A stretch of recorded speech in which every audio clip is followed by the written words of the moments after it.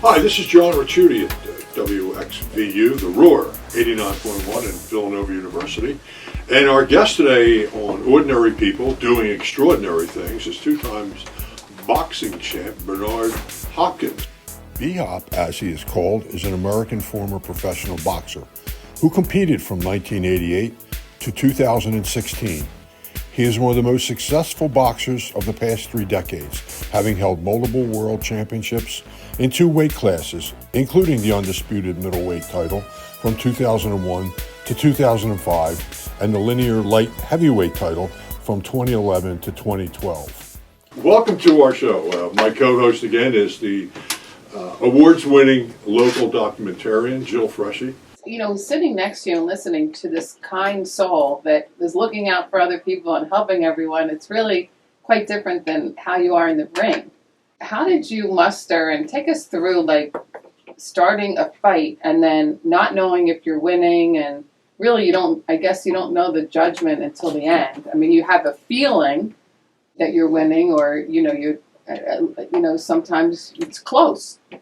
What kept you going throughout you also had a longevity of keeping your skills up throughout the whole fight? A lot of it is lifestyle, and a lot of it is understanding the business that I'm in. And listen, it's people that love each other every day and hurt each other at the same time, right? We could be in marriages, relationship, boyfriend, girlfriend. It could be at work. It could be here or there. Boxing is no different. What do you mean? Well, look at the next boxing match come up. I guarantee you after it's over with, they're going to hug each other. They just got finished trying to kill each other for 12 rounds. 3 times 12 rounds, that's a lot of minutes. And then they hug each other, and 9 out of 10, good fight. And they go about their business. These are the things that you got to understand, that it's business. It can become personal, but 9 out of 10 is not personal. Do things be made personal? Depending on how nasty the press conference or the conversation between the two opponents, or you and whoever you up against, you have to really be 2, maybe some cases 3 personalities. And normally that makes everybody alarmed. Like, wait a minute, hopefully this guy be. No, you got to know how to control these things.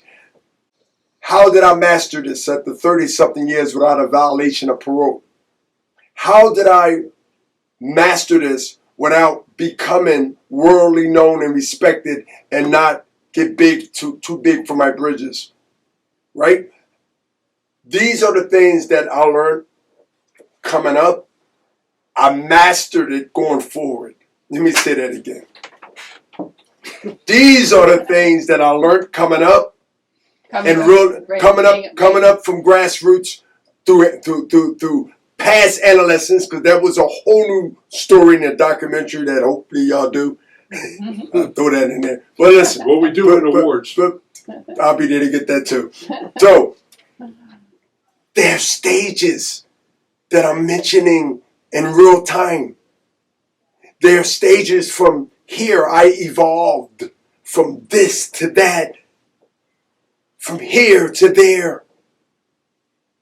And now in another situation of evolving is storytelling with receipts and encouraging, and then saying, hey, well, what's next? When you got to say what's next means you stopped and had to restart. No, it's going on to the next movement in the process of leaving what's been done behind. I learned how to not let paths cross at a time they shouldn't. And my brain and my body and my spirit and my success give me confidence to know that there's a time for this, and there's a time for that, and there's no time for that. And so there's no room in this head for things that's going to distract, which is always going to be an opponent, like in the ring. Distractions. Aim your fist at Jill. Don't aim at me. Don't aim your fist at me. Aim it at Jill. I'm warning you right now. Okay. My biggest problem was to think I can be a problem solver for everybody that comes to me, whether it's for money, whether it's for ideas, whether it is a responsibility to be somebody that's known or have a light on them. There's so many good agendas and bad agendas. And you gotta navigate through these things without finding a way to escape yourself. Yeah, you can't save everybody. Definitely. And one thing I've had to come to grips with, and a lot had to do with thanks to Joy and thanks to close people in my family, on my side and her side, that really are genuine friends. And you know what they said to me, Bernard? Things that you cannot fix, you shouldn't try to fix. And at the end of the day, 9 out of 10, my experience, I'm only speaking for me, they didn't appreciate it even when you did do it. That's the hurting part. Because if not, you would take that and you would classify and you're shut down. But that, can you imagine me shutting down? Never. Were you discouraged when you lost a fight, or did that motivate you to just want to come back? And because you would, a few times, you would go back and fight that opponent again until you beat him. So. Can I ask you a question? I think it motivated you. You'll be back in 6 months. Any defeat, business or sport, life lessons or not, I hear the warden. You'll be back. The book will be one day, The Warden. And you will say, The Warden? Let me get that book and see what he's talking about. The Warden. Because when I'm facing something, I need to be reminded what I was told a long time ago. And as long as I live, 59 now, fast approaching 60, and it's things that I might not succeed. Who knows? But as long as I hear the warden, then that opponent on the other side that I'm trying to accomplish is going to be a young man rumble, Muhammad Ali. Rumble in the jungle? Yes. They almost killed each other. Correct. I know. I just have to remind everyone we are WXVU 89.1, and we are also streaming on WXVU.org. So people in California are hearing you, and Boston, and somebody in Buffalo, New York is listening because I got an email from him last night. So we'll get to his question later on. Tell me about some of the people that you were in the ring with, some of your opponents, some of Roy Jones, Felix Trinidad, Oscar De La Hoya, Antonio Tarver, who's calling me out now on the celebrity boxing. He wants to fight me on celebrity boxing and try to redeem himself. It's not going to happen. Robert Allen, Antoine Eccles, Simon Brown, Chad Dawson twice, Jermaine Teller twice. Who hit you the hardest? My sister Bernadette Hopkins. Left hook. What was the toughest hook? What was it? I'm not joking. She had enough, and she threw it from the hip. She kept it down so you won't see it because I'm looking. And we from the hip. 13 from the hip. What? Well, it's coming from Mississippi. She's a year older than me. Yeah, she's a year older than me. She's just turned 60. Who? What was? Happy birthday, Bernard. Good. What was the toughest fight you had? Roy Jones Jr. Olympic silver medalist, should have won a gold. In 1993, I worked my way up to number 1 contender. He's number 2. We had a mandatory fight that we had to fight for the IBF, International Boxing Federation, which is based in East Orange, New Jersey. So Roy Jones, Olympian. We called him back then, look it up, the Michael Jordan in boxing. He can do everything wrong, and he's so fast, you can't even make him pay for it. He didn't use the jab often. He hits you with a left hook from the other side of the ring, get back in time where you don't even know what happened. Roy Jones Jr. beat me by a decision at RFK Stadium in Washington, D.C. where the Redskins play, under the Riddick Bowe, who's the heavyweight champion, and Jesse Ferguson undercard. We was the co-main event. We was on a big stage. And that night, in 1993, Roy Jones made me a better fighter because of that experience. I went on to win that title. Roy moved out of the division. I went to Quito, Ecuador, and Fort Segundo Mercado. 10,000 miles altitude. Altitude. Yeah. Got knocked down myself twice. Fought my way back and got a draw. A victory! 5 months later, it was mandatory that we fight again because nothing got settled. We fought in Landover, Maryland, in the United States. I knocked him out in the 5th round. I kept that title and gained more titles as years went on and became the undisputed 9/11 Felix Tito Trinidad. So in between winning that title in 1995, Fort Roy in 93 failed.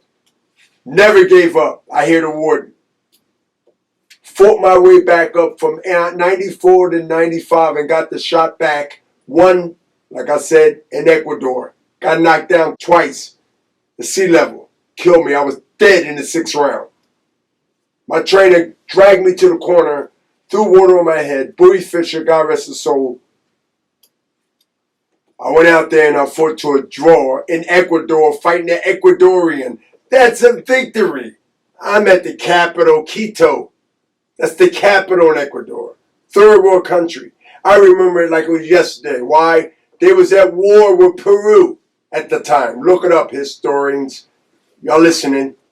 They was at war with Peru at the time. It was a hostile environment. I don't know if anybody ever been to Ecuador. It's not Miami or Fort Lauderdale, right? Yeah. I got a question from a listener in Buffalo, New York. His name is Clyde Lido. Before I proposed this to you, I researched it. And you know where I'm coming from. You once said that you were never going to get beat by a white guy. That true? I lied.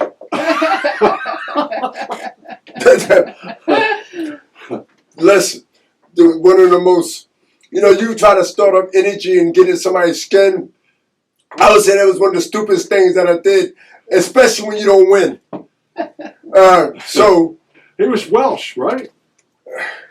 I did my homework. We've been together twice since that fight, as far as at events, like, conventions. I can see you're getting angry. Don't take it out on me. Take it out on Jill. What? But you ain't got to worry about me saying it again. I love white boys. I love white boys. I love to fight. They're my friends. Right? And you know what? They can fight.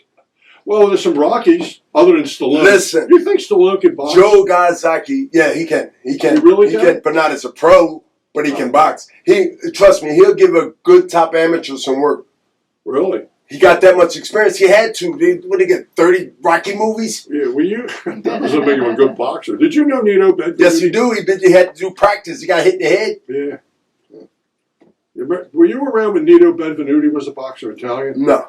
He was really... That was before my time. Okay, that's what I thought. And the other Rockies are before your time. Yeah. Right, okay. So, and then Do you remember a guy? He was a really good guy, man. And I met him at the spec room. My 6th grade teacher, Mr. James Villarreal. He's my Latin teacher at Henry School up in Green and Carpenter Lane. You learned Latin? Yeah, and he took me to the spec room to see a fight, and I was embarrassed, but I was like happy at the same time because I won the Junior Olympics at 26 and Master called the Rec Gym. It's still there now. Oh, sure. And Herc is the trainer. Herc got to be about close to 70 now. So I'm at the spec room watching a fight my teacher was taking me there. We're still in touch with each other, Mr. James Villarreal. He's got to be about 82 now. So he took me to the spec room. I carried his trophy. They're like, what's that? You can't bring that in. They said, it's a trophy in the kids. So my teacher's running it. So they let me bring it in. And guess who I met? They called him the Jewish Bomber, Mike Rossman. Oh, yeah. He wore the bluish shorts. He wore blue shorts. No, seriously. And he encouraged me. And I didn't even know, and I never forget that. And I had to be about 12, maybe 13. And he looked at me, and I already remember. He had these sky blue shorts on. He was tall. You remember Mike Rossman? Yeah. Mike Rossman was a light heavyweight. And he was fundamental sound. And he did everything like the basics, but he was good at it. And I never forget it. And I used to be like, who's this guy? Who's this guy? And it was Mike Rossman. And I'll never forget that. Yeah, That will always stick to me because I used to always be amazed. Like, why he got these sky blue shorts on. He must can fight. Because we all wore the alley shorts, the white shorts, Right. the white shoes, and we do our shuffling. Right. The Ali Shuffle. Correct. Right. The rope-a-dope. Mike Rossman. Look at anybody that's listening to this. They should look up Mike Rossman. He was a light heavyweight. He was about a B+ fighter. Yeah. At that time in light heavyweight division, they went 15 rounds then. Yeah, there were. You remember the 15 rounds? Yeah. There were I was kind of young. I had to ask you. Do you remember that? Yeah. Do you? Thank you. Thanks for the compliment. Do you think that the Ali Liston fight was fixed? Set up? No. Do you think? No. No. No. Okay. Do you think boxing has got some issues? Red light district still there, but it's not the issue of the past. It's the issue of what? It's the issue of whoever pays the most sanctioning body get the best respect, and it should be more of unionized. To my knowledge, every sports in America is regulated to a point, except for boxing. And I'm not saying that regulation fixes everything, but at least there are checks and balances for violators. I mean, can you imagine, case in point, you take all the stop signs and all the street lights out of any city. I don't care what city you at. Philadelphia, small city, big city. What do you think is going to happen where we have accidents and people running the light with lights? You need checks and balances for everything or it's going to run rapid. And boxing still is in a position to do it, but seems to be slow doing it. And you know, you can say it's people in Harrisburg, if it's Pennsylvania, which I was just there a couple of weeks ago, talking about what I'm talking about now, reform in boxing, and reform from those which I came out of the institution, and now there's no more boxing in the institution. My way of thinking is because I became successful and they want to abolish it. Well, Bernard, you making it about you. Well, I mean, it gets a conversation going on. I truly believe that and I'm seem like I'm going on something else, but you know, I told you how my brain worked. When I left the institution, and every announcer, including Jim Lampley and Larry Merchant and all these people from HBO, and then, you know, a lot of sports people in Philadelphia, the late, great Johnny Samples, Sonny Hill, other radio stations, AM and FM, and other places at WIP, good friends of mine over there, and every city I traveled and boxed at and talked about reform. Bernard, do they still have boxing in institutions? I said, they took them all out. It's 30 plus institutions in the PA system. PA is big, not just Philadelphia. He said, yeah, I figured that. Why do you think they're taking that? I said, it's because of insurance purposes, this, that. I said, they still got baseball with bats, literally bats. They still got baseballs. They still got weights that you can put inside of a pillowcase and knock somebody's head over. I've seen that happen. They still got sports that just as competitive and dangerous than boxing. That is part of reform because there are young, middle-aged, and also elderly men there that energy, other than going out into the yard, you have a summer yard and you have 1 yard through the non-summer months. So it goes 3 yards, morning, lunch, and afternoon, especially in the summer because, you know, it gets darker later. But again, these are the things that I'll talk about reform. You must have a plan that the inmates must have. But it also must be something that's going to encourage them and not the opposite. Because if I came out and it was very hard to get a job until Rudy Battles, and I'm saying his name, the famous Hall of Fame referee, knew someone that gave me a chance at the Penn Tower Hotel at that time washing dishes, getting the dishes off the belts at Penn. Remember Penn Tower Hotel? Yeah. It's not there anymore. It's on Parkway. That was one of my first jobs. I did roofing first. You're a roofer? That's a tough job. Very tough job. I never forget, on a roof with Steve Trace Jr. His father's Mr. Trace, the older one. And we up on the roof, shadow boxing. And Junior said, hey, you boss, yeah, I used to do some boxing. Oh, yeah, everybody said, okay. And they had just built the gym, and I told Art Paluto yesterday at the saloon, we had dinner, about in South Philly, had a gym called Slim Jim Robinson underneath the bridge. And my guy, Tim Witherspoon, heavyweight champion at one time, Tim Witherspoon was there, and myself was there. So I just came home from the penitentiary. 89 now, I'm going on 90.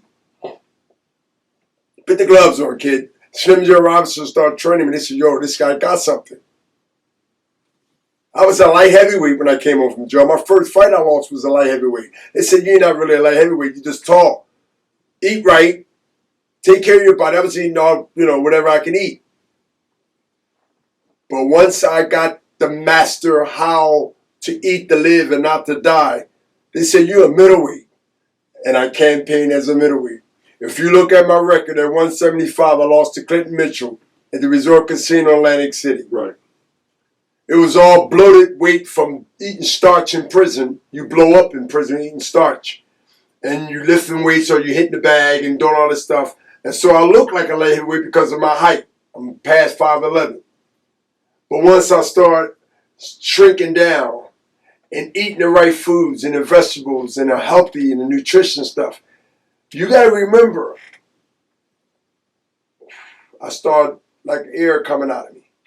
Even though I was doing well in sparring with guys that was 15 pounds heavier than me, but they was right. And I made a legacy just off the middleweight division.